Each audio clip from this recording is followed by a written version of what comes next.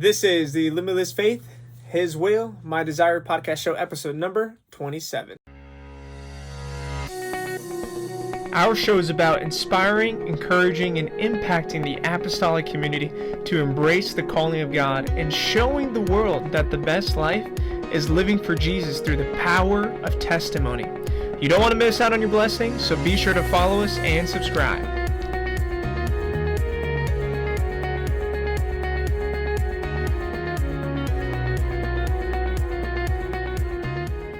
What's up, Limitless Faith family? It's been a while. Forgive me for not uploading an episode up to this point. I know it's taken a little while, and I apologize for that. But today we've got a great episode. We've got Sister Alyssa Garcia, and I'm excited for you guys to hear her story, where her ground zero was. She's going to be sharing how, in a part of her life, she grew up in a completely different country, different continent, in Botswana, Africa, where her family at that time were missionaries. And so she's going to be sharing how, as a child growing up there, what she learned, and how when they moved back here to the U.S., how she had to grow up in what really was a culture shock for her and had to adapt and grow from there. And she's going to be sharing her testimony, her story, lessons that she learned, the blessings she's received, and at the same time, her different perspectives. So I think it's going to be really interesting, really cool to hear from that point of view. So please do your best to listen to the whole episode. If you can't watch it, always remember you can check it out on any of the podcast platforms like Spotify, Apple, Google. It's there. And first off, I just want to make sure I let everyone know that has subscribed to this point. Thank you so much for your support. Thank you for all the likes, for the comments. Thank you so much for everything up to this point. We're about to hit the 200 subscriber mark, so thank you. Thank you. Let's keep it up. Let's keep sharing. These are amazing testimonies that I want to make sure that everyone around the world can get a chance to listen to, because it testifies to the glory of God and what He's doing today. All those miracles and wonders we read about in the Bible, He still is doing them today. And so many lives, transforming them, changing them. So please continue to share them with your friends and family. Appreciate you guys. Love you guys. God bless you. Let's go ahead and jump into Sister Alyssa Garcia's testimony. Sister Alyssa Garcia, thank you so much for being on the show today. How are you? I'm good. There's sunshine, so I'm really good. Yes, we are about to get into some warm weather, so which is pretty nice. And I think this week's going to be actually really nice, because it's supposed to be somewhat mid-50s these next few days. And it's kind of like a brief sneak peek of like, oh, okay, spring's coming, and then summer. Oh, we're almost out of this snowstorm Better be season. Yeah. So I'm excited to jump into your story today, and we were kind of catching up. And for everyone listening and watching, I've known you, Alyssa, specifically. I've known you for the last couple years now, because Caitlin, we met through Caitlin when you had come up to her when she graduated from high school. No, am I remembering that wrong? Yeah. And that's where I got to meet who is now your husband. I got to meet Joseph. That's right. So they are recently married. So welcome to the newlywed club. Okay. And so you were just telling me 1 month. It's been a month and a half. You guys been married now? Basically, yeah. Holy moly. Holy moly. Still, I remember the wedding as if it was still yesterday. Wow. I was just going to say, I was like, you were there. Yeah.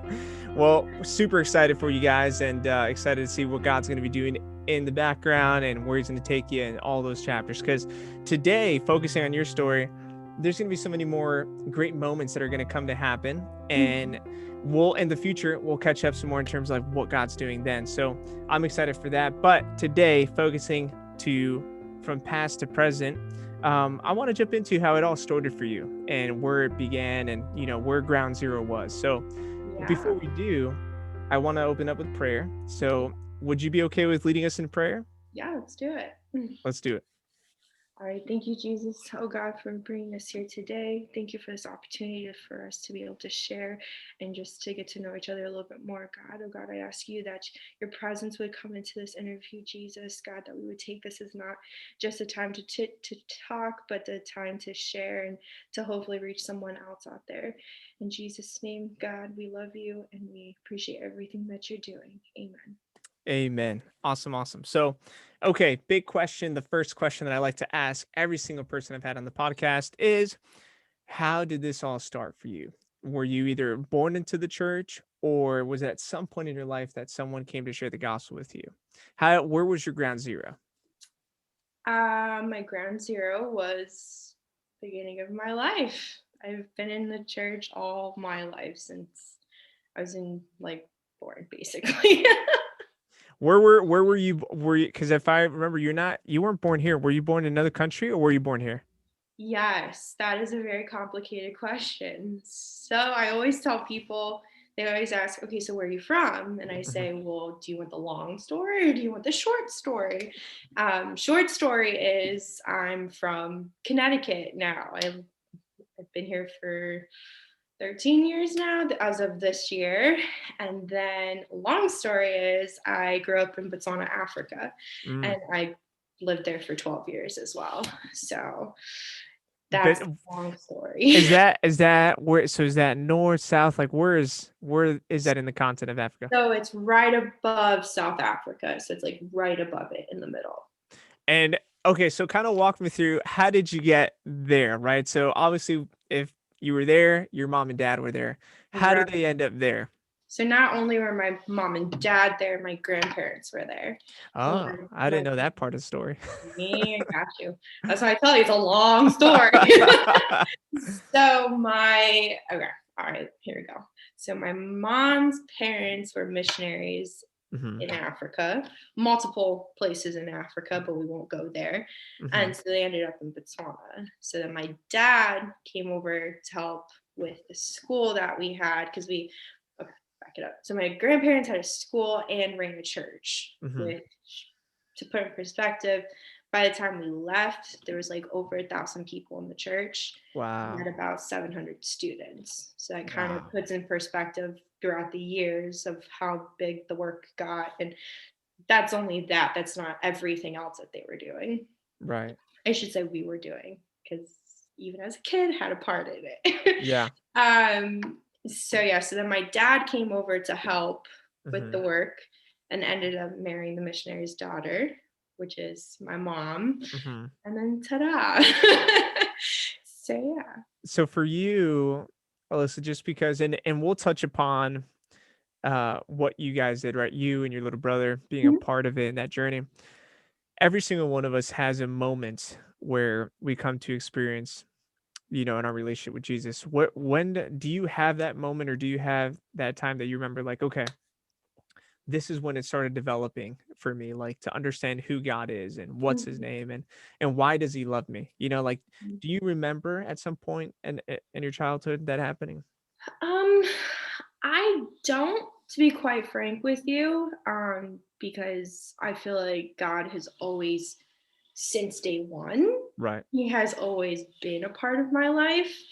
And through like awesome parenting and like such an awesome church, I always, since day one, Hmm. since I could speak or talk, I understood that God loved me. I Right. understood who God was. I always say it escalated once I got the Holy Ghost when I was 7. Hmm. That was just like that experience that I had.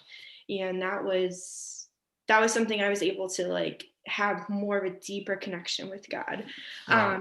Then I would say when it got even like, all right, this is either I'm doing this just for my family or I'm doing Hmm. this for me. I would say it would probably be as a teenager.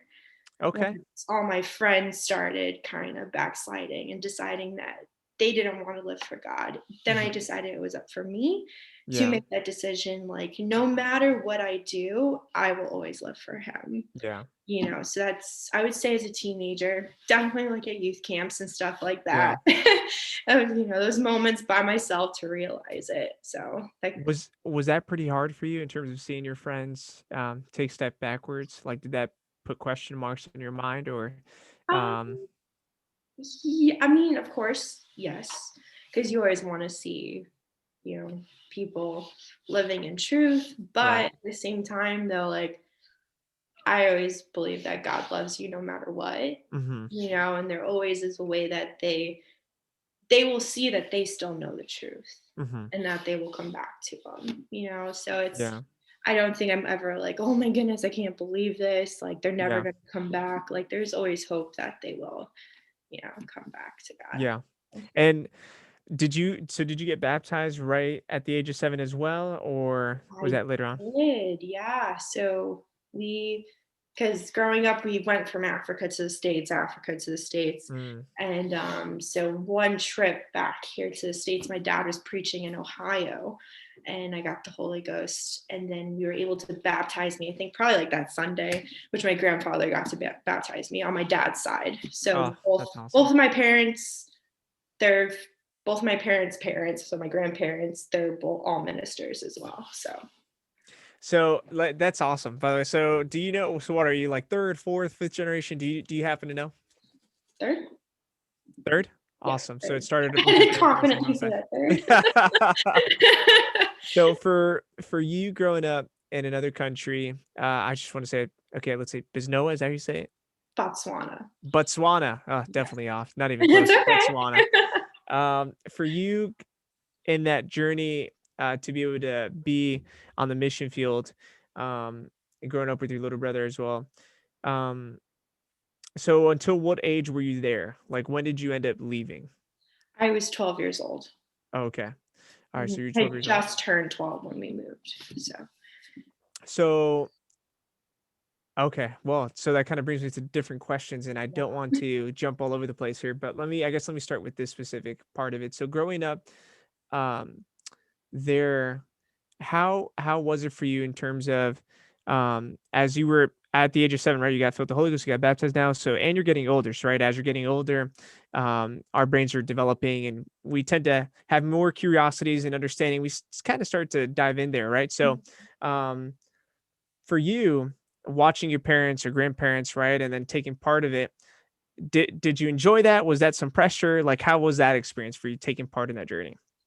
um I think as a child, I was, not a huge fan. Hmm. As a child, there's other Right. things you want to be doing. But now as an adult, I clearly see that it was a blessing Mm. because I got to see things not an average person would ever get to see or Right. experience in the church and also just in general. Yeah. So I would say growing up, I definitely I didn't see the perks or the blessings from it. Right. Right. So I hope that kind of answers it. So Yeah. I mean, I Yeah. didn't really. I was like, all right, mom and dad are here. Let's do it. Like, Yeah. whatever. Well, no, it leads up to my next question. So that was good. It was kind of good segue because, I was gonna say, like, how was it as you noticed? Because I know you ended up going back, no, a lot older. Like you went back to visit, or maybe that was another part of Africa. But I remember a couple years ago, didn't you end up going back, or a few years ago? Yeah, we actually went. No, I went to the summer of 2019. So, So got so to like, go back for the first time. It was crazy. I was gonna ask you, like, as you were growing up and then you came back to the States, how was that culture shock and kind of balancing and noticing the differences between US and then living in, let me say it right, Botswana, right? Yes. Living there, like, what were some of those differences? What were you Yeah. noticing? So Botswana will always be home. I Hmm. don't care if I live here for 50 more years. Yeah. Like Botswana will always be home. And it kind of like going back, it definitely showed me who I am, Hmm. like the core of me of who I am, because of the culture that brought me up, the people that brought me up, like everything, the music that brought me up, Hmm. and kind of seeing like the little pet peeves of the states. So, like for example, me going to high school, kids were so disrespectful to their teachers, Mm. so disrespectful to their elders, which in Africa that's not even tolerated. Wow. So there's just little tiny things like that. I would say like seeing the chickens walking all over the place, or Yeah. like the goats walking all over the place. Going back to that, it was like, I'm home. This is normal. Yeah. Or driving on the other side of the road. Like, why don't we do that here in the States? That makes no sense. Yeah. Yeah. So just like little things like that. My, little British accent came back when we went, and now I'm back in the States. So yeah, Was it hard to adapt when you came to the States? big time. Yes. very much so. I went from being, I can just put it this way, like I went from basically growing up as being the minority all my life, Mm-hmm. and like always trying to fit in with a certain group of people, to coming here and everyone looks like me. Mm. And the people that I'm used to being with don't even want to acknowledge my presence.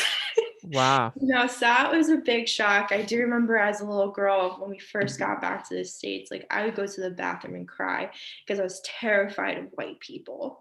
Like it, Wow. yeah. But I mean, if you think about it, that was my life. Like Mm-hmm. that's how I grew up. Yeah, so just like culture shocks like that, people here, we talk very fast compared to Yeah.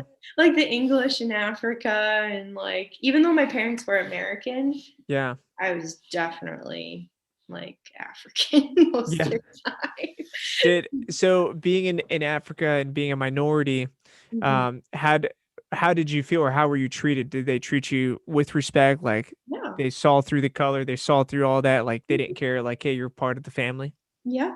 Yeah. Definitely. And And then you came here and it was like, even though you're part of the majority now in terms of skin color, you yeah. didn't feel you Did did not feel not welcome. feel included. But a lot of that was based off of the culture as well. Right. So I couldn't relate to your average American kid. Mm-hmm. I just couldn't do it. I couldn't, especially when I got into like those high school years. Yeah. This is my favorite, is my my mentality is, okay, I'm going to high school. I'm thinking like, this is gonna be just like High School Musical. Like that's what I thought public high school Right. was High School Musical. Mhm. Yeah, I was very disappointed. I was very Nothing close. disappointed. Nothing close. That's so But funny. those are like the type of things, and then once you Right. get into it, it's like, I mean, Yeah. not everyone likes each other. Like, what's Yeah. going on? And those are the moments when I'm like, okay, these people need Jesus. And that's why God took my family from Right. my home to our mission field, Yeah. because most people look at it and they're like, I gotta go to the mission field. I gotta go to the mission field. And it's like, well, I came from the mission field and now this place is really the mission field. So, and also just to, for anyone that obviously doesn't know, including myself, can you share a little bit about the culture of but Botswana? Is that okay? To share the Yeah. culture and like if we ever visited like some places maybe we should go check out, or some of the things that you really enjoyed about it, food and just some of the culture sneak peeks. Yeah, I mean, it's been a long time, so I may not be completely accurate. And of course, I have it from a child's perspective. Yeah. But I would say food wise, my favorite, it's called pop. So it's Mm, almost like hard grits, I can compare it to. okay. And it comes with like meat and stuff like that, and you have to eat it with your hands. That's the thing. That's my favorite. Yeah. And greens, oh, so good. I used to, yeah, not eat my mom's food and go to our nanny and eat her food, but that's a whole different thing. That's funny. So there's that, and then the chocolate, like sweet. If you're into sweets, chocolate Mhm. is amazing. Um, any chocolate, honestly. That's awesome. It's definitely, especially where I grew up, it's definitely different. Now it's a little bit more modernized. Hmm. So like everyone has cars. It's definitely more westernized. So kind of like here, but it's more like deserty pretty much. Yeah. Um It's drier. You're saying like it, it's not as it- okay. I got you. yeah, yeah. So It's when you were there as a kid, there was no cars. not as much, not at all. Mm-mm. So Like everyone I was remember just taking like dirt roads to certain places because there were no wow, roads, and now there is roads. wow, wow. And like everyone and their mom has a car. Because Yeah, I mean, I grew up in the days where like there was a buggy with donkeys pulling it, with stuff yeah, on there, with the cows walking alongside you, to now there's not even that. Like everyone drives. Like before you would see people walking everywhere, right, and right. now everyone has a car. So that Yeah, that was interesting. Going back to that, I was like, oh, it's kind of sad. yeah, It yeah. wasn't completely the same. What are And I'm assuming I feel like soccer would probably be it because soccer is such a global sport. Football, What's not soccer? soccer, it's football. Oh, I'm Latino and I should know it should be called football, right? Because that's what it is in Spanish as well. Right. So But is that the sport they were playing? They were playing yes, football? in Botswana definitely is football, Yeah, soccer. yeah. Yeah, definitely. And what was the closest, I guess, is that a big city or is that more like a town, a village, like where you were located? So Botswana is a country. I grew up in Gaborone, which Okay. is like the means like a city. It's a very large city. Very large population. For Botswana, yes. Yeah, Yeah. yeah. Okay. Awesome. And the language, so in your household, your mom and dad spoke to you in English, or did you guys speak the language of the specific city that you were in? Yeah, so the language is Setswana for that area, for that country. We did not have to learn Setswana because Hmm. the business language was English. Mm. My parents spoke to us in English. They knew very minimal Setswana. So that's kind of, yeah, I Did, tried learning it. It wasn't working. oh, okay. I was there asking, did you end up learning it? Yeah, I kind of wish, and I do regret it. Like if I could go back and I could speak for myself, Mhm. I wish I could have the people around me teach me and force me to speak To and learn it. to learn. Because my husband is fluent in Spanish. Right. So that would have definitely helped me to learn the language faster. Sure. Yeah. Growing up in a different country with a different language, I'm able to pick up on it a lot easier. And I've done a lot of traveling, so like I kind of know how to work my way around it. Yeah. But yeah, like one day in the far future, when we do have start our own family, our kids will learn right away. Like, Yeah, that's actually I'm with you. I'm with you. I even they were like, oh, okay, I want them to learn piano, this, and this. yep, Like, come on, kids, let's. I'm gonna start make you into a young. superstar. Yep, that's right. So for you, Alyssa, did it also kind of show you a sense of like you were more appreciative of what you had just because coming to this culture? And I say it also from perspective, even though I grew up in this country, my family's from Colombia, Mhm. and coming from my parents coming from cities, places where they didn't have much, right? My mom always told me growing up, even the poor here in this country are richer than most in the world. And so I kind of always took it to heart as growing up. I didn't get it at first, but now that I'm a lot older, I'm like, it's true. It's true. Mhm. What we would consider poor here is rich in any other place. Not all, but most. Um, did you kind of think about that as you got older? And let's say maybe in the times of high school where you're like, man, I didn't have much of this when I was a kid. Yep. Did you have that maturity level of appreciation? I mean, I still have that till Yeah. this day. Mind you, culture shock goes on forever. Yeah. It never ends, at least from, an MK perspective. Like I go through culture shock till now. Mhm. And that is a big one. Like I've always have said that we're a very selfish country. Mm. Like we have everything. We Right. literally have everything. Yeah. Like I remember my parents putting out huge like things like buckets basically to get water because we didn't have water because we were Right. going through a drought. Yeah. And here it's like never ends. You get everything. You can go right to the store. Right. Okay, this is an example actually. So I remember when we came back to the States, I think we had just moved here officially, and we went to a grocery store. Mhm. Went to the grocery store. We're standing in the aisle, and my mom's like, okay, let's pick out a cereal.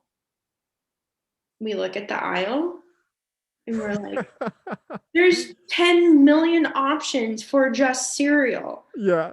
Because in Botswana, maybe you might get cereal that week. That's if Right. it comes in, Right. Right. So you might have Yeah. to wait another month. And here, like, we just take small things for granted, even like our family. I feel like here we're so busy. Everything is like, Yeah. I gotta work, I gotta do this, I gotta do that. And our family is just pushed back.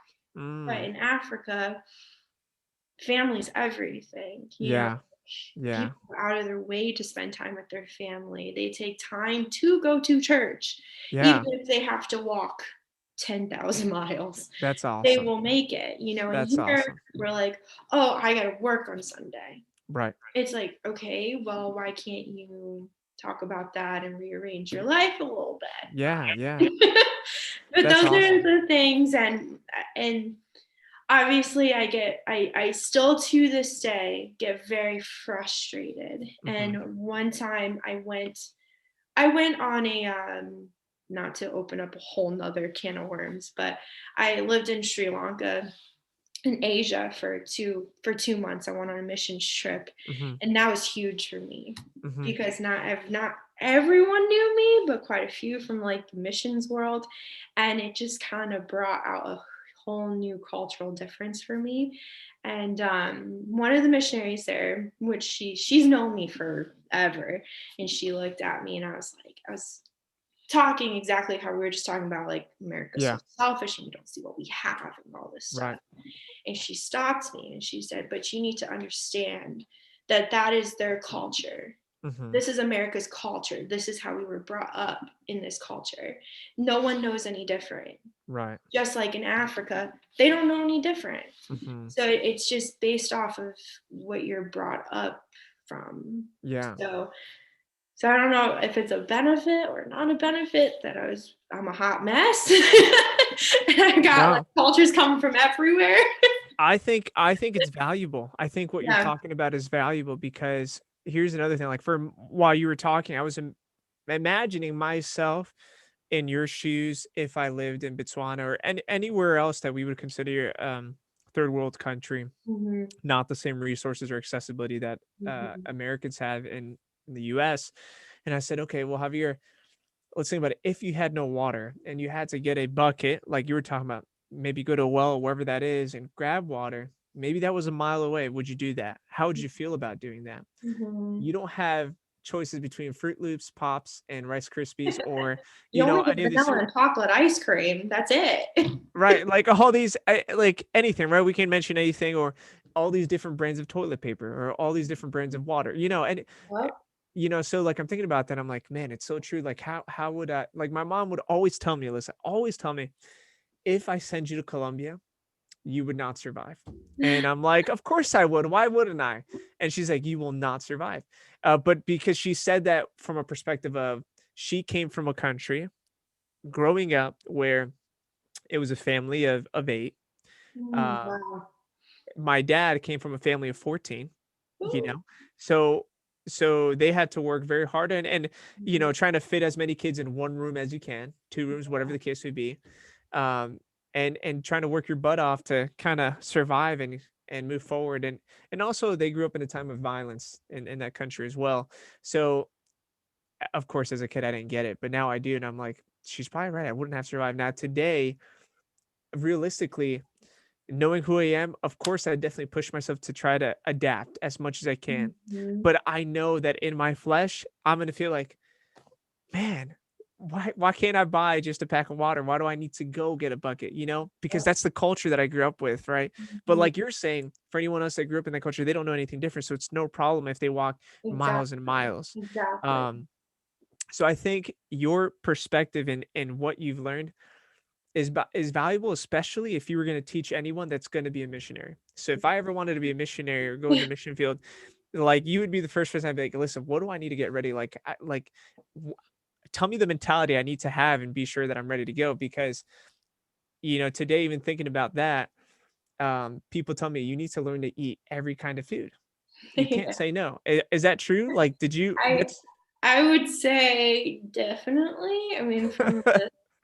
From the three major cultures that I've been around, which is Sri Lankan, which is like Indian. yeah, My husband's Mexican, so from his family, and then from the Matsanan side of things, like food is everything. yeah, yeah, So for you to go into someone's house and be like, "Oh, I don't eat that," that's like yeah, very disrespectful. And also, if you're wanting to reach someone in right. that type of term, is it's a huge tool.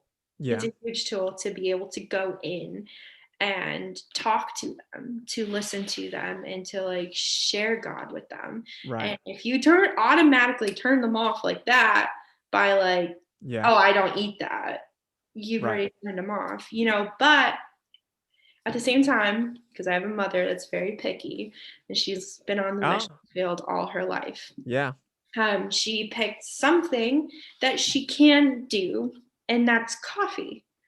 So coffee Mm, is definitely a universal thing. Everyone loves coffee. Like for me, when I was in Asia, tea was everything because Sri interesting. Lanka is like like tea.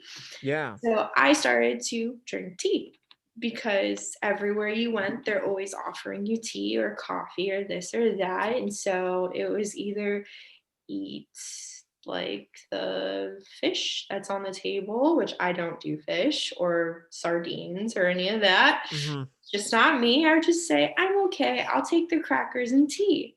And I still got to sit there and talk to them for 4 hours. Wow. So Wow. it not necessarily, it definitely is a nice form and gesture, hospitable to be like, yes, cook me anything. Yeah. But even if you find just that one thing that's consistent and like, oh, they're gonna offer me tea, like Yeah. no doubt about it, then you're good.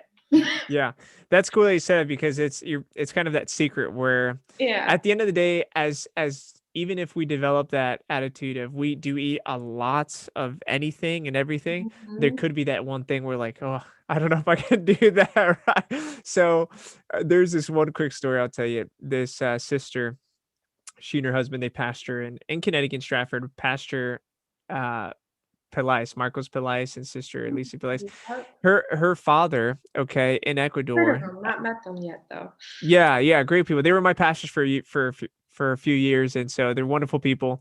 And she shared a story because we talked a little bit about this. So she said that her father in Ecuador, when he went to visit one of the native tribes, they for them it's very honorable, and to honor their guests, they give the head of the head of a monkey. Okay.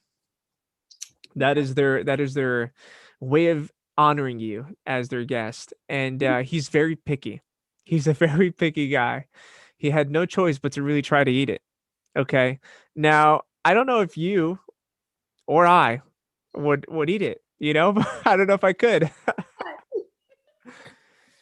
So, like imagining those scenarios that you're talking about, if you can find that one universal That one thing. thing. And maybe it sounds like this. Maybe instead of you going over, you're like, "Hey, why don't you come over my place?" And so you kinda have that control, like, we'll have some tea or we'll have some coffee. And Exactly. is that what it is? Is that what your mom would do? She would invite them maybe and say, "Let's do coffee." But if you were to go, maybe it's a little like you have to be ready for anything? No, I would say like for her, she still had to go out. Yeah. Like she still had to go out to places. So like growing up, like going to the villages and places like that, like Mhm. you had to go to them. They don't have transportation to come to you. So Right. that was just kind of like a form of Yeah. like Yeah. you have to do that. I mean, for me, I'm down to try. That's just me, but I'm kind of crazy like Would that. you try the monkey's head? If I was pressured into it, yes, I would probably try. Yeah. I mean, I've had all kinds of stuff living in Africa, so Yeah. Yeah. What's one of the things that you tried, but you didn't like it, but you ended up having to eat it? Do you remember one of those plates?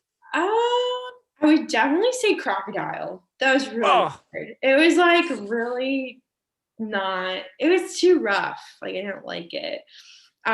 what part was it? Like legs or what was it? Tail? I don't know. That's the problem, probably. Okay. Well, you're probably better off not knowing. Yeah, I know if you want crazy food stories, definitely talk to my brother. He's got more than me.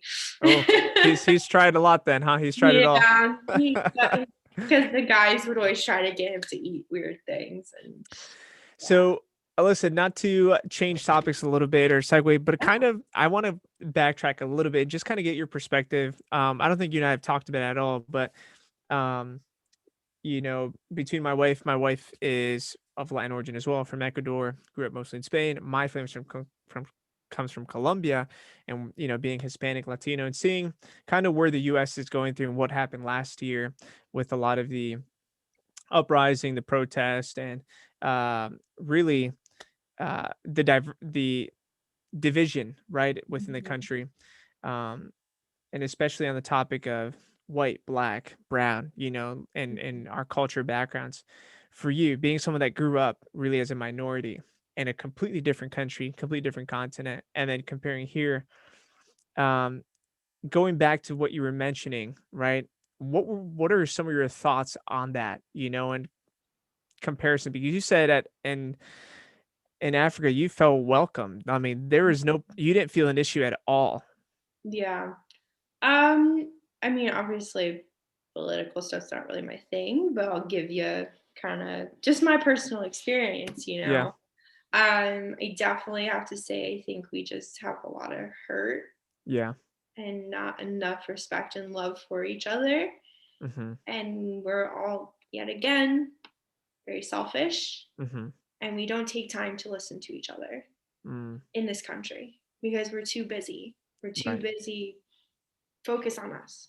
Mhm. Which is partially why, at least in this region of the Northeast, it's very hard for people to accept God and to see what they have because they're too worried about them and what they're doing.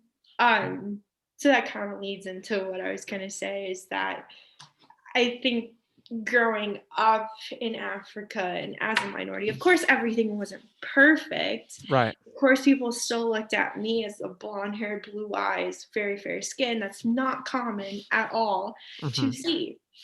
And then I come here and it's like every person, every black person doesn't even want to talk to me basically Mm. because they think that I've lived in Connecticut all my life. Let me just use this for example. In high school, I was a freshman, so I'd never been really in an Yeah. American school pretty much because I was homeschooled for like 2 years. That's a whole different thing. And I was in lower level classes Yeah. because of my learning disabilities that I have.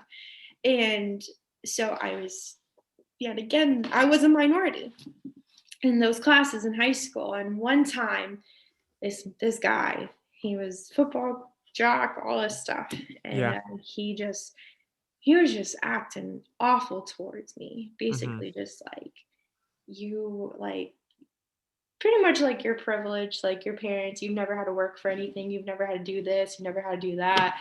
And that's fine. Like, if that's your thought, you don't know me. You Right. haven't taken time to get to know me. Right. And so one day he just kept egging. I kept egging on, and I'm just sitting there trying to get through my work. Right. That's what you're Right. there to do in school, but I Yeah. guess not in his terms because he just I don't know what it was. I think I know now as an adult Mhm. that there's something different about me that he couldn't quite avoid. Right. That's what I think. Yeah. So one day I blew up and I just said, I can't remember his name. I just said, "You don't know me." Mhm. I said, "Do you know where I come from? Do you know who I am? Do you know who my family, like, do you know who I am?" "Well, no." I said, "Do you even know my name?" "No." And it's like, okay. So then why are you even saying all these things like we're not supposed to judge and all this stuff? Right. And Right. and so finally I said, "So well, come here.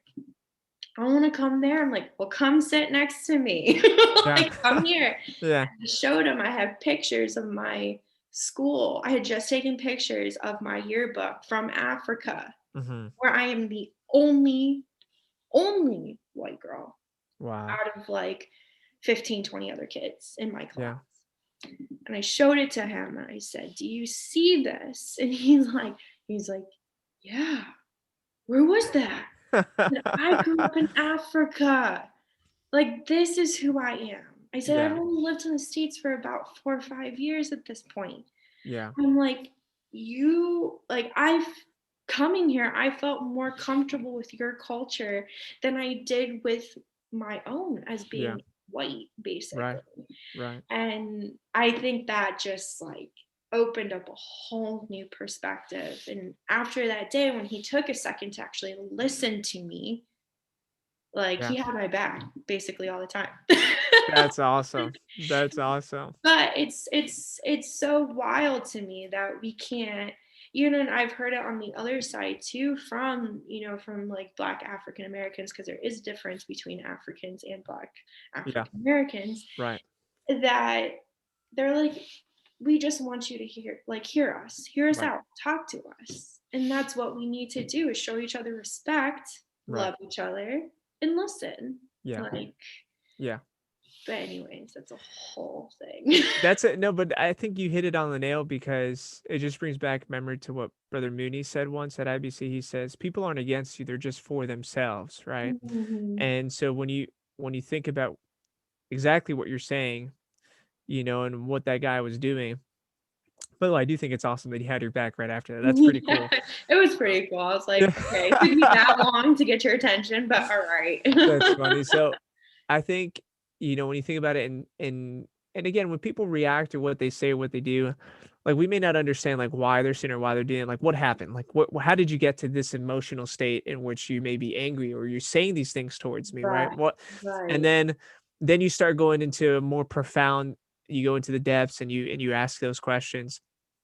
But a lot of people aren't doing that, which is what you're saying. People they're not listening, right? And we react in a state of like, okay, well, they offended me. I'm going to say the same thing, do the same to them, or vice Exactly. versa, right? Mhm, And not necessarily in regards to the division today, but just in general humanity. That's the issue. The mhm, issue, right? Not swallowing your pride and just mhm. you're not thinking, you're not Right. processing. You're just I'm Mhm, coming at you, right? mhm, Um, so, to hear your story up to this point and to hear what you've learned and I'd love to hear your brother's perspective too, yeah.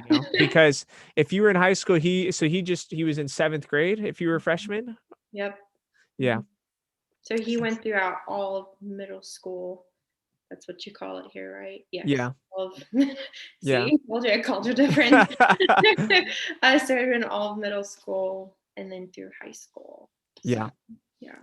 Yeah, I think it's great though. I think what and who knows, like if there's ever, I'm maybe there is, I don't know, but if there's ever like an opportunity, let's say within our organization, the UPCI, where they're like, hey, we need someone to help teach and invest others that are going to go on the mission field. They need to know what they're getting into. Like Mhm. this is valuable knowledge, like what Yeah. you're talking about, because we can't assume where we go to anywhere else it'll be like America. Absolutely not. I mean, truth is though, if you want to know and if you want to learn, if you have a pastor, they Yeah. need the same thing, because where they're at is their mission field. We all are missionaries. Yeah. So it's it's it's just, it takes the point yet again, Yeah. shut in your mouth, especially as a young person, where we really struggle with that, Right. and listen, especially to our elders, to listen. Yeah. Yeah. Oh I, boy. I find that also interesting too. You said like here we were disrespectful. There, not tolerated. Not tolerated. You get sent back to the village to let your grandma take care of you. Not tolerated. That's awesome. How did it feel for you when you went back in 2019? Did you go back specifically there or another part? No, we went back to Botswana, to Gaborone, because my dad, well, not just my dad, it was really the whole family preached at one of their conferences. Mm, So it was emotional. It was very hard, because that's home. They hadn't seen me since I was my family, basically. right. None of them had seen either my brother or myself since we were like 12. Yeah. So, and he was even younger. So Yeah. yeah, it was a lot. It was very emotional, but it kind of closed some doors for me, Okay. in a way of, like, all till that time I was so like, but God, why? Right. Why did you take me? Like, why did you take our family away from such a great life there, Right. Yeah. and bring us to Connecticut? Yeah. Like, why?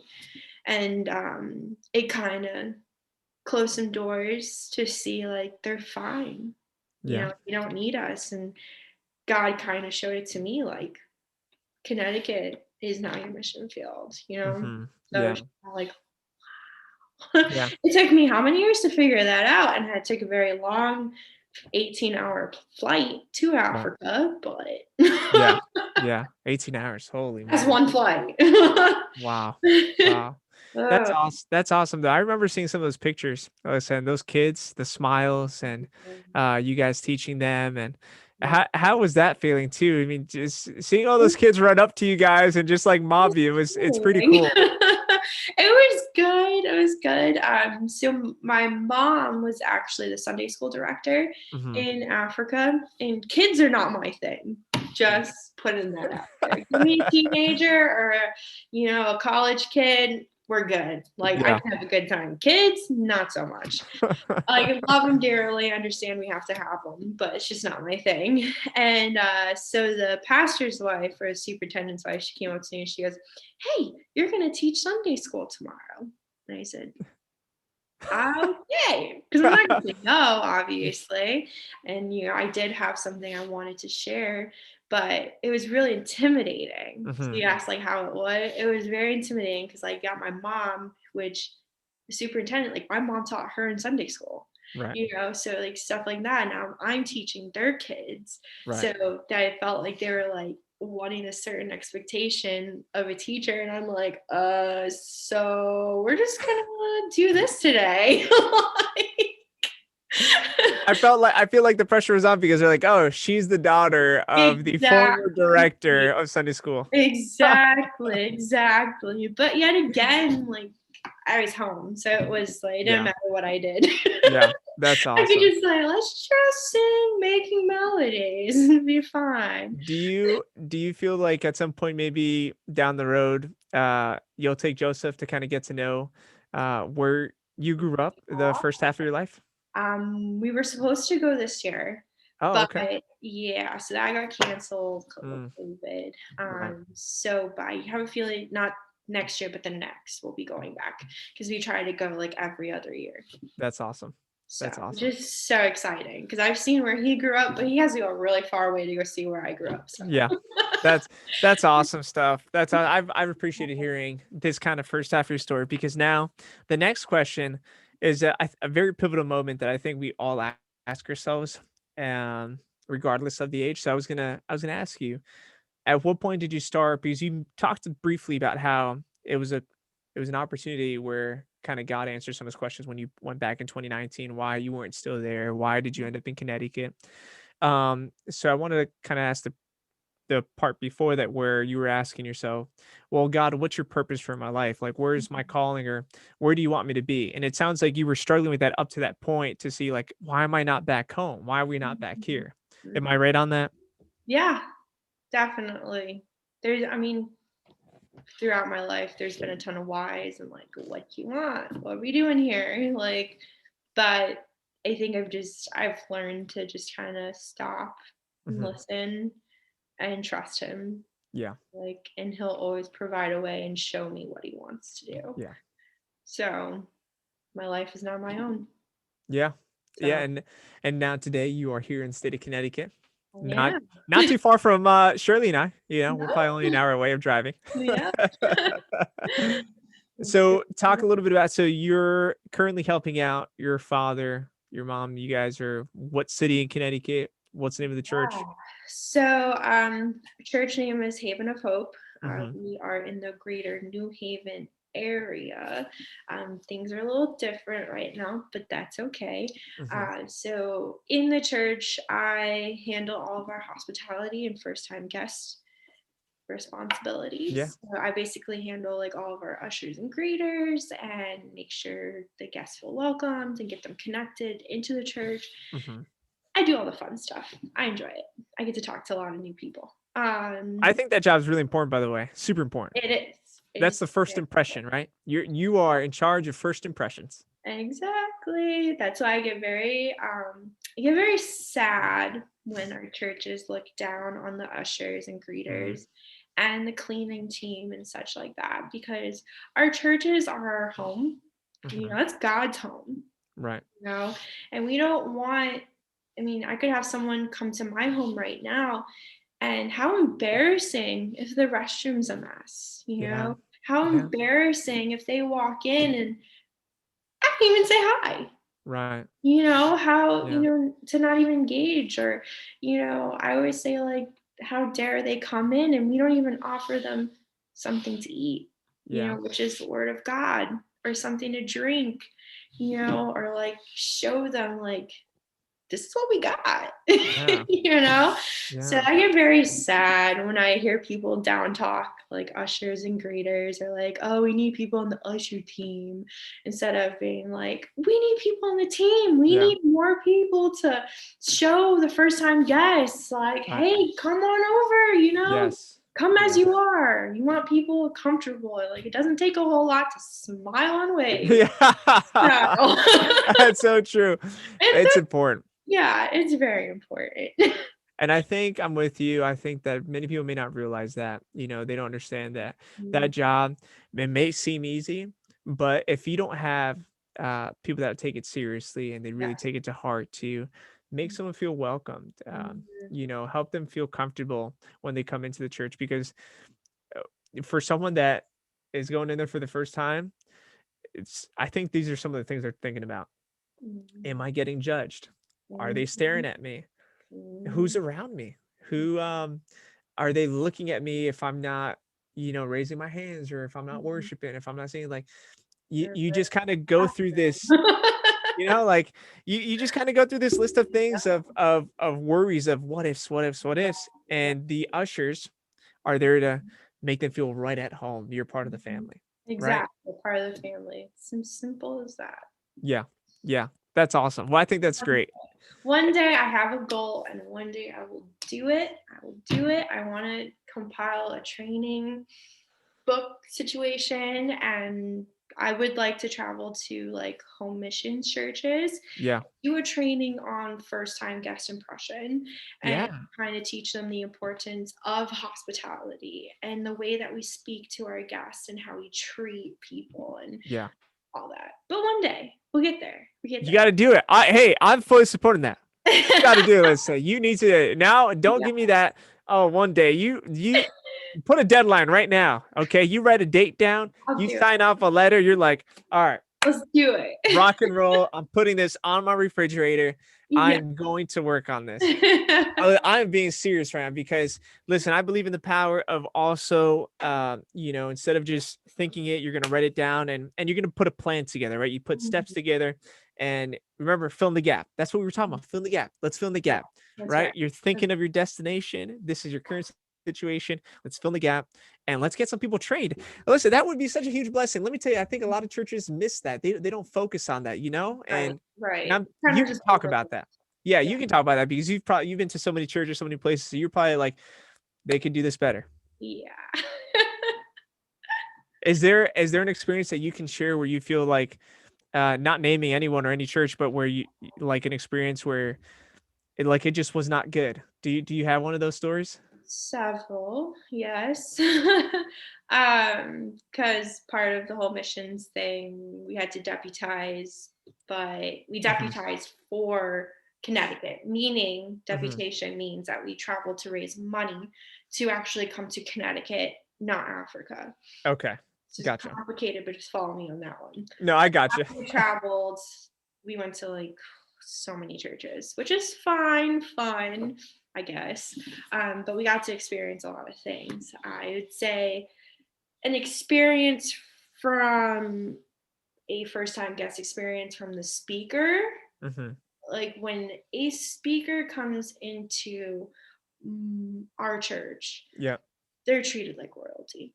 Hmm. My ushers stay with them from point A to point B.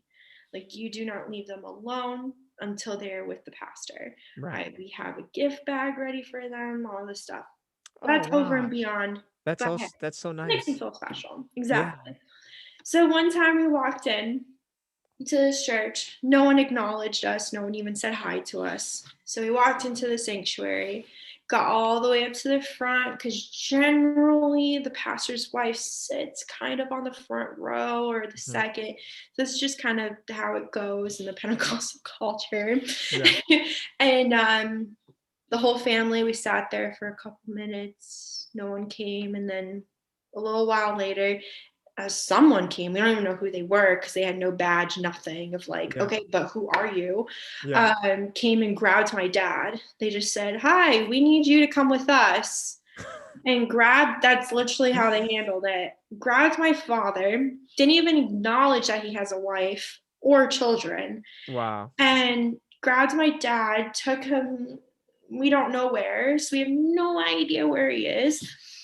And then they come out when church is about to start, still don't know who the pastor's wife is or where the pastor's wife sits. And then at the end of it, they looked at us and said, thanks so much for coming, and sent us on our way. But you what? Where was do you guys met the pastor though? Yes, my dad met the pastor. But did you and your mom and no? Like, we thought that the piano player was the pastor's wife, but come to find out that wasn't.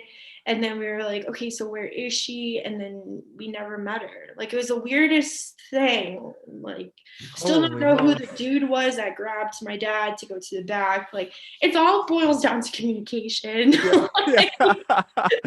And I'm pretty sure they even had like Sunday school, Right. and me and my brother had no idea about it. So we Yeah. sat during the boring church service.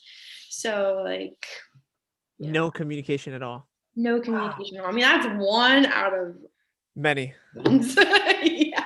Wow. That blows my That was mind. probably the worst. I'm not a fan of, okay, we're taking your husband. Yeah. Or they didn't even offer you maybe water. Like, hey, No, nothing. Oh no, that's over and beyond. wow. I mean, to me, it's always very comforting to walk in. Number one, to know where the restroom is. Yeah. That's huge. Tell me where the bathroom is. Absolutely. Huge, Absolutely. huge. And to know, okay, who's the pastor? What do they look like? Especially as a guest speaker, like, it's kind of important. But anyways, You don't want to be that person getting up and you're looking for the bathroom and then people are looking at you and you're like like, over here and there and like everyone's singing and praising and you can't hear yeah, them. They're like exactly. And you and you're can't like, hear okay, them. yeah. Oh my gosh. Oh Little gosh. things in life. Yeah, so everyone listening, watching, this is exactly what we're talking about. Don't do these things, okay? Yes, It's the don't do other these way around, things. right? You say hello, you're at the door, you're ready to go. You want some water? Have a seat. Let me get you Wow. something. You're on top of it. So Mhm. let me ask you. This is an opportunity to give some advice to people. Alyssa, we'll do two different parts here. So the first one, to what we're talking about, any advice you would share in this case, in this experience, to any church, maybe there's some listening who's a leader of ushers or hospitality.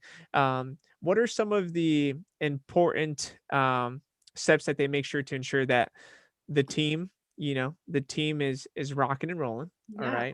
right, to make sure that also everyone's on the same page and Mhm. they're, because sometimes we can have bad days, right? Sometimes we can, Right. maybe that kind of flows into that moment and we're not smiley, we're not, Mhm. we're not focused. So how do you make sure that your team is actually ready to go? Okay. And last one on that question is, what are the first things they should do after saying hello and welcoming them? So I'll start with the first one, like how to get yourself ready. Yeah. I definitely say prayer. Hmm. It's huge. But it should be before you come. Yeah. I always make that very clear to my team that we are there to ready to serve. Yep. We are ready to put ourselves aside and focus on others. And so we need to make sure that we are good before we come.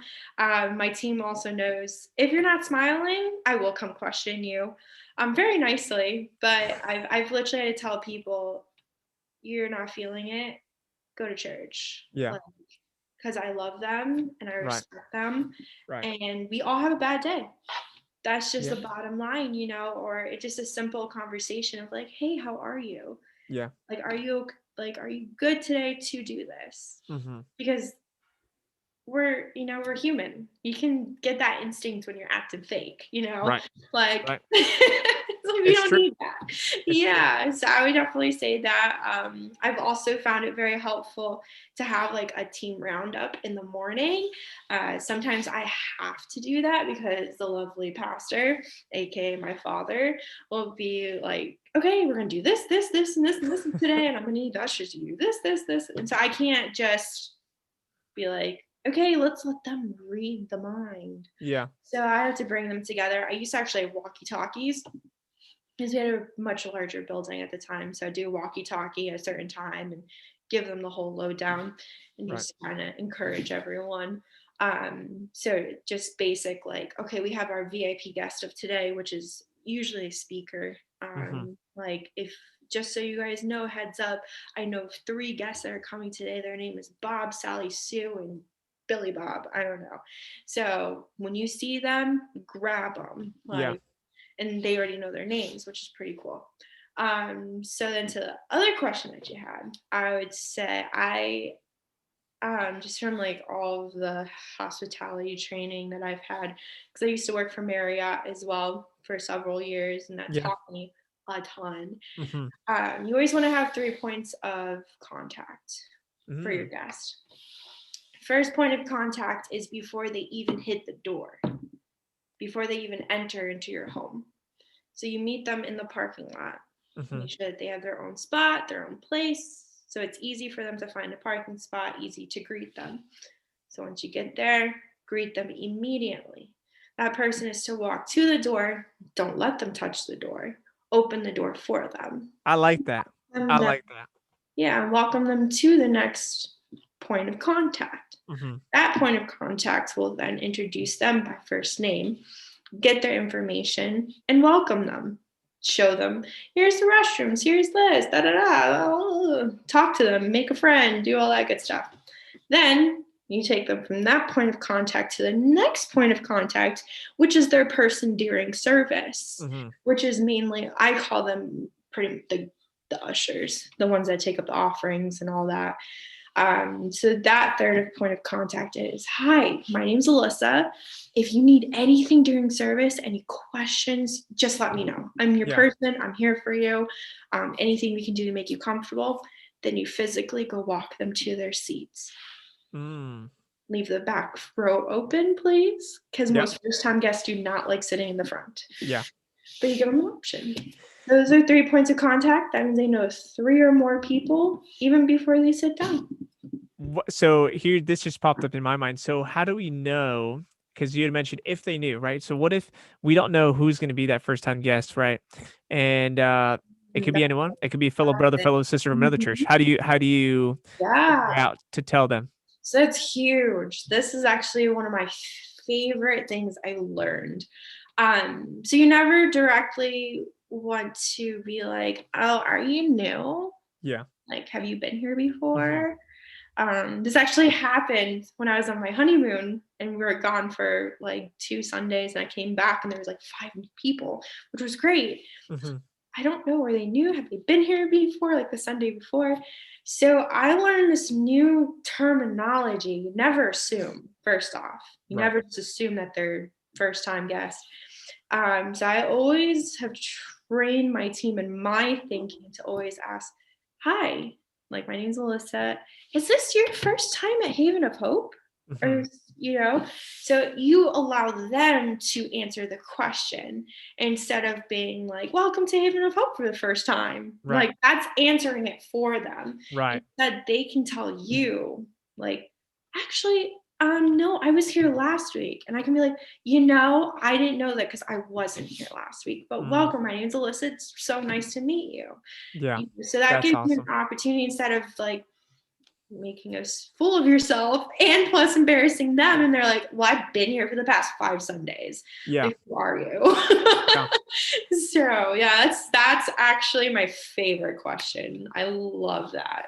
Yeah, yeah, because it's important because, like you said, if they've been there for 5 Sundays and you say that to them in that manner, they're gonna feel pretty insulted. Exactly, exactly. And I tell my dad too all the time, which is a pastor. I say, if you ever have any questions on who has been here before, who hasn't been here before, text me, like Yeah. ask me, like let's not make them feel uncomfortable. Right. I'm Right. trying to, it's really kind of difficult, but it's kind of hard to train him too on like making Yeah. sure. And also the last point of contact is with the pastor. This is what we do. Not completely necessary, but we actually have guest bottle, like a gift for each guest at the end of service, and they Oh, get to so nice. meet the pastor or the whoever is in charge of the first time guests that day. So that kind of gives them the final go. And that also shows whoever is in charge, like, hey, we have 3 guests because there's 3 bottles out. So they already know. Like, So here's sorry, and I feel like this popped up another question of mine. yeah. Did How do you manage to make sure, um, let's say that your dad and mom get a chance to say hello to them? Because I know that sometimes a lot of visitors are like, okay, service is ended, let's peace out, right? Yeah. It's kind of a quick in and out. Yeah. And two, I know for a fact, even being in leadership, sometimes you're like, "Oh man, I need to tell Pastor this," and so you want to try to grab his attention, and then you're like, "Wait, there's visitors here.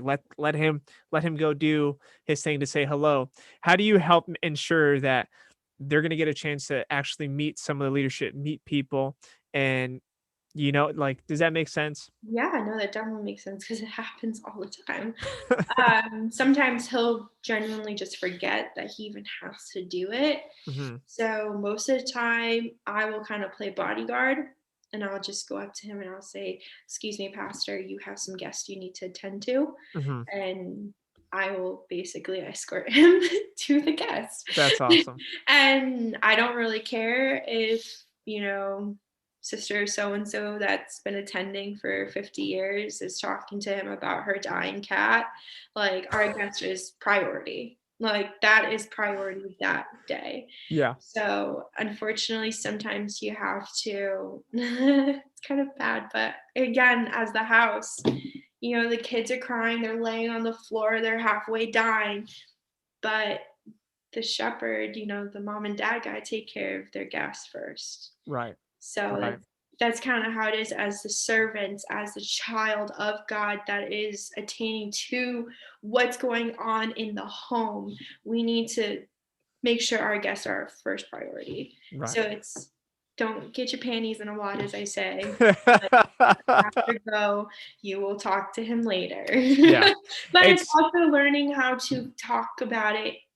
And so a lot of people can be really rude about it, like, you're not, like, your issues are not important right now. Our mhm. guests are more important. Instead, it's just wording it Yeah. nicely. Yeah. No, I got you. It's really cool how you do that in that process that you have because Yeah. it's just feedback, like I remember years ago there was this one guest. He never came back and it wasn't here at FBC, it was another church that I used to attend in New York. And I guess he said the pastor walked past him twice without saying hello. Wow. Now of course, not being in there in that moment, we don't know what was going on, right? Was the pastor in a rush? Mhm. Was the service about to start? What was going on? Maybe he had a lot going in his mind. Like you may, for, especially right, if you're already serving the Lord, you kind of may tend to rush to protect pastor instead of like Mhm. accepting that. Right. But then sometimes that does happen, right? You walk past someone and Exactly. you could have been thinking about something, you weren't focused, but it was still wrong. You should have Right. been present there in that moment, which is what I love about what you're saying is like, hey, pastor, you've got some guests you need attention. You walk Mhm. in. I think that's phenomenal. That's really Yeah. cool. And That's above and beyond.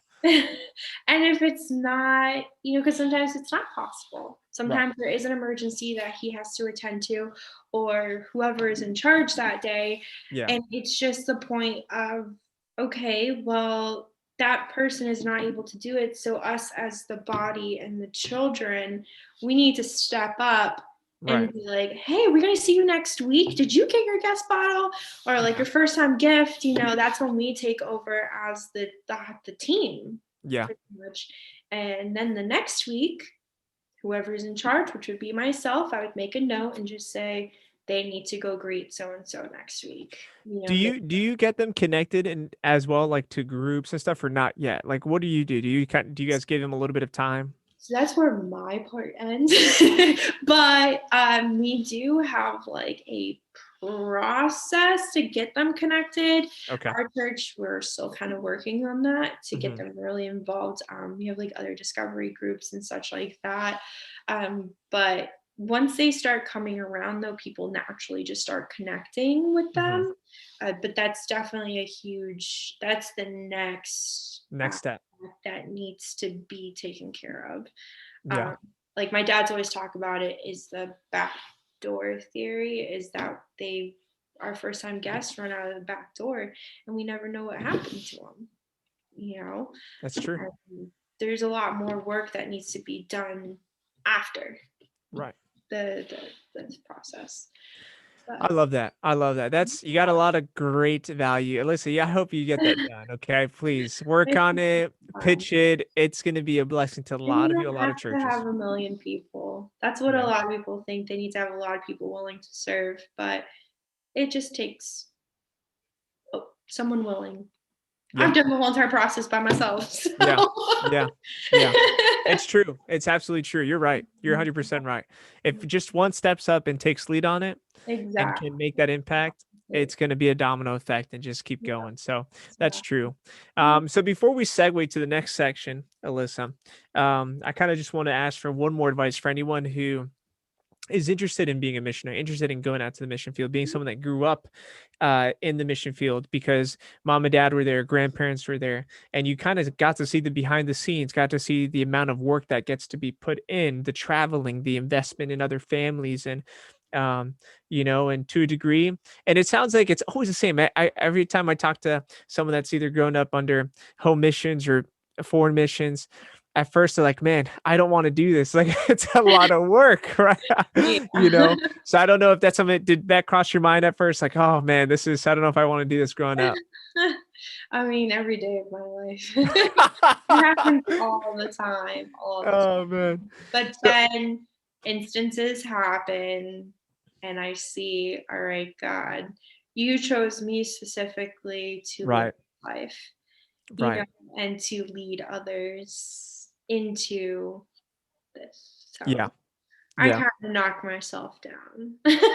So, but it's that perspective, right? As a child growing up in that environment, right? So Yeah. I get it. I get it, and Mhm. so, but for anyone that does want to do it, what's one advice? And you've already shared some good tips, actually. So, but what's some advice that you can give to someone who does want to be a missionary? Maybe they're going to Bible college today, and they're like, "Man, I feel called to missions." Um, what's something that they should to be realistic, right? Because I feel like that's something that we forget. Yes. Like we end up going to the farthest level of heaven in our minds, and we're like, "Yes," and you're like, "Okay, well, let's just put our feet on the ground. You need to Yeah. understand." And Yeah. have this process. What's That's what something I that was you gonna can say. share? Be realistic first. There's a few things. I would say first off, you need to think about yourself. What are you doing now Right. before you go off to some like village out nowhere where you don't know anything? What are you doing now? Are you teaching a Bible study? Are you learning something? What are you doing now? Yeah. Because right now mission fields is all around us. So Mhm. if you're not taking care of your own mission field right where you is, Yeah. that's Alyssa language right there. How do you expect to go to another country where you don't know anyone? Mm, They don't speak your language. What are right. you expecting to do in that circumstance? Right. So that's my first advice. And also listening to your pastor because they're your shepherd. They know Yeah. you. Yeah. Because the mission field is not something to mess with. It's Yeah. not like you're going to go on vacation. Right. A lot of people treat it as that. Mm. Second off, I would Boom. say That was fire. That was good. I love that. All right. Keep going.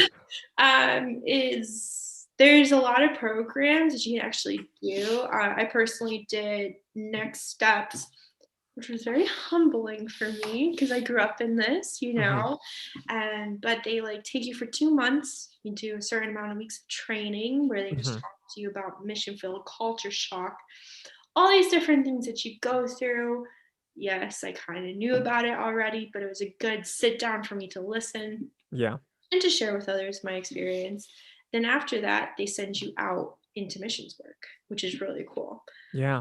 Which can be all kinds of stuff. Where I went was very interesting because it was in Asia, Hmm. and especially as a female, it's not really like females aren't really It's not like a friendly environment for females. just Yeah. basically the thing. There's Okay. 15 of us and Okay. Okay. 15 girls. Yeah. So we got a little creative on things to do because it wasn't really like looked upon for like a female speaker pretty much. Okay. You're saying, okay, I got you. I got you. I got you. Yeah, Okay. so like that's just the culture. Yet Yeah. again, that's the culture. So that there's That's a lot of tough. Not to yeah, stop you there, Liz. That's tough. Though. I feel like there, it's like even moments where you had to kind of hold your tongue. You're like, oh, I want to say something right now. You know, like there's, exactly. but just because it's the culture, we're trying to It's respect the that. culture, exactly. And Yeah. I always say everything boils down to culture. Yeah. There's an issue, it's the culture. Like, everyone has a different culture, each family has a different culture. But yeah, I would say in the program is called Next Steps. Huge, Hmm. huge.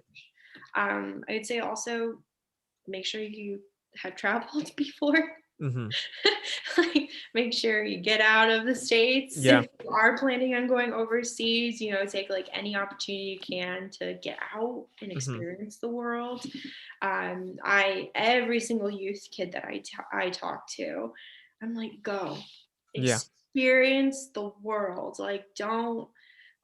Don't sit here getting like waiting to get married. Like, go Right. experience the world, go travel, get an education. If you can't, go study abroad, Right. like experience the world, like that's the mission side of me though. That's awesome. I really love the first advice you gave because you're so right on that end. If we're not doing already something in our city or town, wherever we may be in our home missions, then why do we expect we're going to do something in foreign missions, right?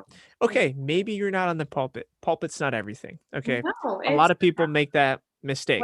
I mean, like exactly what we just talked about for a long Right. time right before. Right.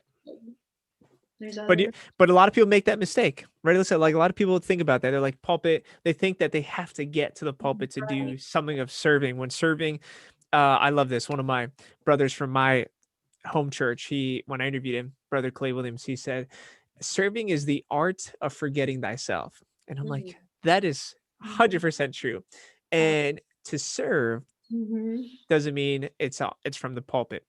There's so many ways to serve, and So, it starts with yeah. first impressions, hospitality, how you talk to love your neighbor as yourself, and so anyone can start Bible studies, get connected, start making friendships, start visiting them, investing in them. Like that's what it's about because that's probably like 90% of the work at the Exactly. end of the day. Exactly. And it's not all on your pastor either. Like, you can do it too. Boom. That's right. Like, you can do it. It doesn't even like, okay. So, like, I'm not a teacher. I'm not like don't get me wrong. I Yeah. can post anyone. I'm Yeah. perfectly fine with that. I can talk to a stranger off the street. Yeah. Totally down for that. But for me to like teach them, that's out of my comfort zone, Yeah. But there's some miraculous thing about God that you don't have to be like that. Hmm. Like, for example, I have friends, like one of them's actually coming over tomorrow, and met her through work, and she's like one of my best friends now. But we talk about God. Yeah. We've never been interested. But it's Hmm. just the pure fact that you live it. Hmm. You just live your life and questions will come. Yeah. Exactly. Exactly. But it's also like back to it. It's funny because I sing every Sunday on our Hmm. praise team too, and people are always like, "Oh, this, all that," and I'm like, I don't want to be doing this. Like, I would really prefer to be in the background, meeting people, but Right. at the same time, though, it's like a smaller church. You gotta be willing to do Yeah. whatever God wants. So. Yeah. That's what it's about. I mean, that's what it's about stepping out of your comfort zone. And Mhm. there's things that I don't feel comfortable with. And as much as we wish the process was easier, if Mhm. it was easy, everyone would be doing it. There is no Yeah. type of reward, right? But It's because it's difficult, because it's not easy, and God knows that, and it's our flesh that really mostly hinders it. We can't blame the devil for everything. mm, There is a reward, right? There is that great feeling of like, like getting on the other side, and how, wow, God, thank you for bringing me through this. Never would have thought I would have made it. right. Um, so great advice on missions, great advice on hospitality. I'm excited. Okay, when you finish this hospitality, I'll be checking in. I'll be checking in. Be, hey, I listen, how's bet that you coming along? will. And I'll be like, hey, Joe, you gotta get on her. Make sure we get this done, bro. This is huge. Um, So it's great to be able to hear kind of, for me, what it is at the end of the day, listen, like listening to these testimony, these stories, they're lessons, life mhm, lessons. They're it's really, like I say it all the time, it's like a movie for me, like I'm mhm, imagining, I'm walking through memory lane with you as we go mhm. through this and learning from it. It's very encouraging for me. And some really good ideas that you've given me, actually, that I'm like, man, Yeah. these gift bags, these are a great idea. We should be doing something. Or what was it? The bottle? Was it a bottle or a gift bag? Yeah, a A gift, bottle. just a small gift. We do Yeah. like a bottle with our logo on it. Yeah. That's the other thing. We've done gift bags. My wife has done gift bags for our church, and it's not easy, by the way. So I appreciate that. I hope they honor you and everyone on that team, because getting gifts ready is not easy. It's And when I saw my wife getting those ready for our guests at the church, she works hard on that, and so I mhm, appreciate that. And but being a bodyguard, letting your pastor come over, I'm like, that's great stuff. We it's should be doing that. Yeah. good. But now I do want to segue. I want to segue to the part where we were actually talking about this before Mhm. jumping on here, and it was about books, and you had shared something with me, and so I'm happy and excited that you are comfortable kind of opening up a little bit about it. But do you want to just share a little bit about, one night I had asked you about books, so we can kind of dive in, because there's Yeah. like really one big question that I have, and it's really connected about in our spiritual walk. So just a little bit briefly. Yeah, so before we were talking and I saw a section because you kind of gave me a little layout of Yeah. like, all right, any book suggestions, la da dee la da. And I was like, oh, great. Because I actually have dyslexia pretty bad. And dyslexia slash like a processing not, I hate the word disorder. It just is what it is. That's who I am. And so, meaning that I struggle to read pretty much and retain what I'm reading. So and I've been like that all my life, Hmm. like ever since I can remember. So school was very difficult, like all these bookworms. I'm like, that's good for you. Now you tell Mm. me what happened so I can pass my test. That'd be great. But luckily, and I always say this, like in high school, I mean, I struggled. I passed by the hair of my chinny chin chin. Still went to college for 2 years, but it just very difficult, Mm. extremely difficult for me, and that's fine. But you can also set me in a room of 500 people, and I would probably know half of the room. Mm. So you just gotta like look at your strengths and all this.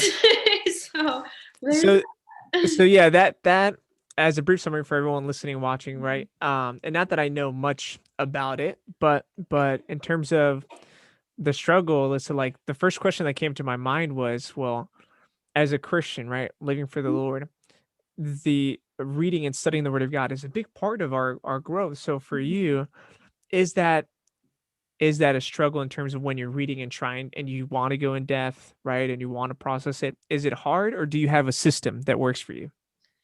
It's very hard. The Bible is probably my least favorite book to read. That's like honestly the worst thing I could ever say, but it is the honest truth. And just because I don't understand it, Hmm. I don't understand it. And but that's why when it comes to like Bible study time or like Yeah. stuff like that, or if I truly don't understand, I can go to my pastor, whoever, and be like, what does this mean? Right. Other major resources that I use is Audible Mhm. or like the Bible. I listen to the Bible. It's a lot easier for me to understand. If we're in church and my dad puts up this scripture and there's this huge word. I'm like, what does that even mean? I have no idea what that pertains to, what he's even speaking about. Right. I'll usually write it down and then I have to like break it down and really try to understand. Yeah. But I think a huge part for me is just in that moment, I try to listen and try to understand, Hmm. because I'm much more like visual and Yeah. audio. Like I can understand more like seeing what I'm doing and hearing, which is interesting because with dyslexia, reading and seeing it, it makes no sense. Right. But if I'm like looking at a picture or like someone's preaching or something, I can understand it Do better. you take notes, or like at home when you're thinking about it, if you're listening to it, like do you, like for your studying methods, like do you try to write the question down and try to like boom make it visual for yourself? I do. I write it in my own language, basically. So like if I truly don't understand it, I'll like write it down in the way that I understand what was Hmm. just being told to me. And Right. if I don't understand, like through this whole journey of having a learning disability, um, I have learned to ask. I've learned to ask for help. I've learned to ask for everything. So it doesn't I'm like, whatever. If I don't No. understand it, I gotta find out anyway. And So that's a great feature in terms of mhm, learning to um, have that, because it's not always mhm. easy to ask. And I No, think talking about this, we could have someone listening right now or watching that struggles with the same mhm, learning disability, and they mhm. don't know how to create a system Yeah, in terms of encouraging and growing in their faith, right, in their yeah, walk with God. So that's why I was so interested, because I was like, how do you continue to feel that fire? You know what I'm saying? To grow in knowledge of who mhm, Jesus is and your relationship with him. Because I feel like anyone may ask you, well, Alyssa, how do you stay strong in your faith? If yeah, you struggle to read it, and you may, right, let's just pretend, and you're not listening, you're not, then how do you stay strong, right? Like in that mhm, aspect. But you mhm, just talked about you're listening, you're listening mhm. to the Bible, you are on the preachings, taking notes. I mean, and you then try to visualize it and write it down in a way that you understand it. So then it's easier for you to explain it. Right, right. I would say, I mean, crazy enough, which it's really not that crazy. I've spoken several times, I've taught several times. And with that, you have to read. Yeah. You have to like know your notes or the lesson that you're teaching. Right. I mean, I've even spoke overseas where it has to be translated a few times. So it's very difficult to keep track of what's going on. Yeah. So but to me, that's when it boils down to prayer, Yeah. and like little things like this, you can't let get in your way from an Amen. opportunity that God wants you to do. That's right. Like I'll never forget in Sri Lanka, the missionary came up to me. This is the only time he asked me to do hardly anything, which that was Sri Lanka was a very humbling experience for me Hmm. because here in the States, I do everything. I Right. sing, I do this, I do that, I do this, everything, everything. And in Sri Lanka, the missionary basically sat me down Mm. pretty Wow. much the whole trip. He Wow. sat me down to watch. And then one day he said, I want you to speak. I said, you want me to do what? Like, I want you to preach. Like, that's what you're going to do Sunday. And of course, it was like I think the church was, no, the preacher was being ordained that Sunday. Wow. No pressure. No pressure. And it was one of the only services that was going to be translated 3 times because Wow. the country had like 3 different languages. Hmm. And so that was very nerve wracking. So not only did I have to get over myself and my thinking and how I'm going to lay everything out, it was a challenge. But you Yeah. know what, though? We had a few people get the Holy Ghost, That's awesome. and it happened, but it wasn't me. Like that's Right. the thing, and that's what a lot of people gotta know. Like it's God. Like if Right. God wants you to have an opportunity, take it, Yeah. do it. Yeah. It's scary, but do it. That's awesome. That's awesome. It's just a clear example, right? Like Moses, when Mhm. God approaches him, and and he's out there spending his second stage of his life, the second 40 years, and God's modern terms sound like, hey, listen, I want to use you. I need you to lead the people of Israel out of there. And he's like, I got a stuttering problem. I can't speak. He's Yeah. like, hey, who cares? I can use you. All right. Just relax. Let me do my Yep. thing. Yep. And it's that same mindset you're saying is like, as fearful and nerve-wracking we may feel, in our flesh, if we Mhm. just allow God to use us and we're willing, he's the one that's going to be glorified. He's the one that's going to Exactly. show you his power through our weaknesses, through, you call it whatever we want, right? You can call it disabilities, weaknesses, whatever it is. He Mhm. shows that awesomeness. And so I think it's cool. I think it's cool how you do Yeah. have a system and a process, and Mhm. it hasn't stopped you. It has not stopped you as a person. Doesn't, no. That's awesome. I mean, even just in my personal life, with work and such, I do have to let my employers know. You have to Yeah. be very upfront with them, like, hey, I have this disability. These are the ways I work through it, but some days it's just not a good day. And it's just yet again asking for help, being Right. honest with people. Right. And but it has never stopped me. It has Yeah. never stopped me. That's Like, awesome. it can be embarrassing sometimes, and it's very clear, but yeah, no. Mm-mm. And I hope everyone listening and watching is it's a moment to think about, because even with brother Nate, Alyssa, like he shared about his learning disabilities as Mhm. well. Like, Um, and or well, no, not a learning, he had a speech impediment problem as well, so he had a speech issue, speech disability. And but I didn't know that, right? Because he mhm, doesn't, I don't see it, but he growing up did, right. and he didn't let it stop him. And so I hope anyone that feels like they do have something Mhm, that is stopping them, don't. You just got to give God a chance here and work through that fear, because once you mhm, get to that other side and you break through that fear, you're going to feel like unstoppable, because as much as you're going to face it again and again, you get stronger, you get new mhm. opportunities and challenges, and it's an inspiration. That's what it Yeah, is. I mean, as I told you, not many people know. Yeah. So, I think it's amazing that you've pushed yourself to not allow to hinder the opportunities that mhm. come your way. So I think it's amazing that you preached 3 times. Is that what it is, or was there 3 translators? How did that work out Oh, in Sri so Lanka? one time. One So time. Okay. one time. So basically, if I said like, "Thank you, Jesus," be like, "Thank you, Jesus," da da da da da da da da, and then be like, Three translators da, da, once or da. one time. And for a dyslexic person, that's a nightmare. That's a nightmare. That's too much of a distraction. Exactly. It's a distraction. Like, you have your notes. Like, so if I look away from my notes, I'm going to lose my place because I can't Yeah. read it all again super fast and know where I'm supposed to be. Right. It's Yeah. fine. It's fine. That's awesome. That's amazing. I don't know if I could have done that. That's great. That's great. I mean, just imagine. And Jesus said, and you're Yeah. like, are we there? Okay, and we keep going. So like your Oh 10 man. minutes is cut down to like 3. Yeah. Yeah, that's Get all awesome. the way through. Oh. All right, so let's go to the next segment. We're almost coming to a close here.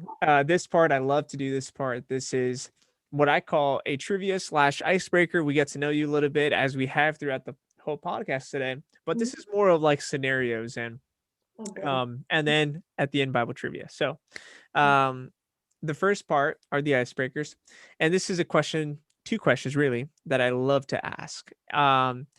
If the first one, if you had to choose a historical figure, or maybe someone today, doesn't have to be a historical, someone that's already passed away.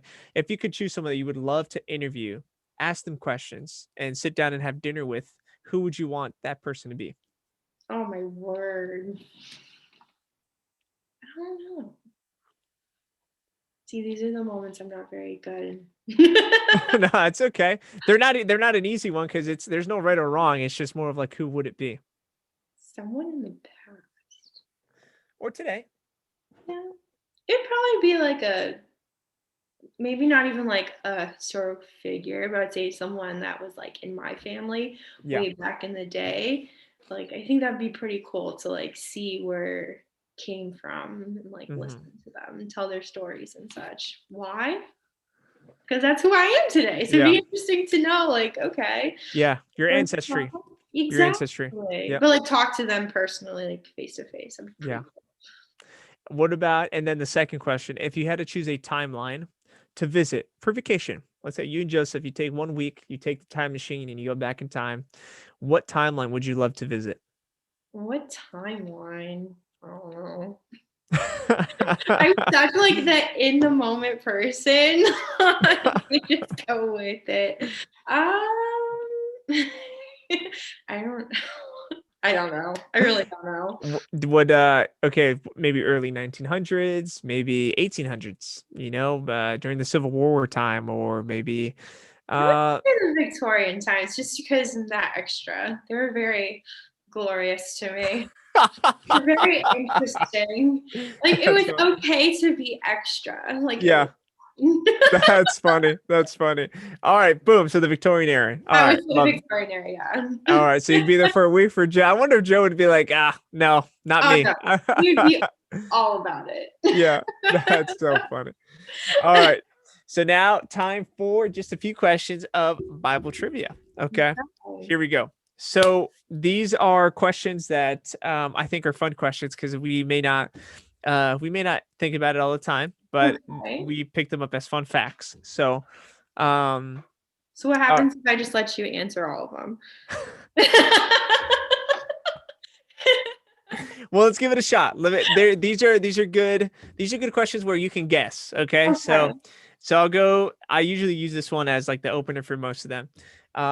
Between Matthew, Mark, Luke, and John. Okay, the four Gospels. Uh-huh. Which of the four was considered a physician, a doctor? I actually know this one and I can't remember who. I see. That always happens to me, I Alyssa. I literally ask the know question and they that. say How that do to I me all even the know time. that though? Let's just say Mark. Let's go for it. That's fine. Luke. It was Luke. It is Luke. I heard that recently, actually. I see. I told you. I'm sure you got some of these. I'm sure you got some. Okay. Yeah. All right. Okay. Same gospel writers. Now we know Luke is a physician. Okay. Now the other three, Matthew, Mark, and John, who was considered the tax collector? Matthew. Yes. Yeah. Yes. Yes. Okay. Go with your gut feeling. What? Listen, this Yeah. happens to me every time. I get, they say, and they're like, wait, my gut says this. And I'm like, yes, that's the one. Just go with it. Say your gut. All right. Here's another one. Okay. So now we know Matthew. Mm-hmm. Now this is not an occupational question though. So these four writers, Matthew, Mark, Luke, and John, Uh-huh. right? Two of them, I believe, were apostles. Okay. Now, out of these two, okay, I think it was Matthew and John. And really the 12 apostles, only one died of old age. Every other apostle died. Well, Judas killed himself, but the other ones died by the hand of someone else or were persecuted, really. Do you know who was the only apostle that died of old age? And he's a gospel writer, so it's got to be either between Matthew and John. So John. It was John. Process of elimination here. It was John. He was, it's interesting. They actually tried to boil him. They did try to kill him, and God didn't allow it. Yeah, God did not allow it, and he had the opportunity to die of old age, and he was sent off to the island of Patmos. Wow. And was the last apostle to, out of everyone, to die. So, so it's a cool fun fact. Now you know. And I know. All right, listen. So we're coming to pretty much a close. What are some platforms that you use that people they can continue to track and see what God is doing in your life, your family's life, and as we talked about in the beginning, there's so many more chapters that are going to come your way that are going to be magnificent, beautiful moments, God moments, really, and see God be glorified in your testimony, in your story. What are some platforms they can follow you on? I would definitely say more on Instagrams, which is Perry_Alyssa, which I'm not going to change because there's a ton of Garcia Perrys, I guess, or whatever. And then I would say also, if you follow Haven of Hope, you will see a lot of what is done there. Awesome. So so Instagram, Facebook, not too much. Facebook, not too much. Yeah, I feel like Facebook is like it's getting too old for us. No, like you're our generation. You know. I'm not a very, yet again, the dyslexia thing. Yeah, you don't want me to type up a huge thing on my feelings and thoughts. It just won't make any sense. So we just stay away from that. I can take a pretty picture and describe that, so that's good. I feel like I probably use Instagram a little bit more than really Facebook. I don't really use Facebook too much, but I just feel like, I mean, we were in middle school when Facebook was getting popular, but even then, I don't know. I use Facebook to connect with like family and Sure. like Botswana, really. Yeah. Like home, but other than that, that's about it. Yeah. Yeah. All right, awesome. So Instagram's gonna be the main one, Haven Hope and Perry_Alyssa. That's right. But she's Garcia, guys. She's Garcia. I change that all over. That's awesome. Well, Alyssa, I appreciate it so much. Thank you so much for being on the show, sharing your story, your testimony, your pretty much the highlights that, because there's so much I'm sure you could share, but just some of the main highlights, things that you've gone through, experiences that you've been able to share. It's going to be a blessing to a lot of people. Definitely. And I was just going to say, even though my story sounds like butterflies and sunshine and adventure, there still is a lot of downs. Yeah. But it is your relationship with God, your own. Yeah. So if you are a PK or an MK or minister's kid or whatever, like, it's your relationship. It's your That's right. So that's right. Amen to that. It all looks, all sounds beautiful, but there's a lot of downs and there are ups. Yeah. So. We got to get Joe on the show. I'm curious to hear his story, his perspective. Yeah. He has a pretty fun one. I mean, he's great, so it'll be good. That's awesome. Well, thank you again. Thank you for joining me and spending this time. It was great to kind of getting to know you even more, because I feel like this is the first time we got to kind of dive deeper and deeper into the story. Yeah, definitely. So it was great. Hey everyone, thank you so much for watching the show today. If you enjoyed it, make sure to follow us and subscribe so you can stay up to date with the newest episodes, and follow us on all social media platforms. So check out the links below.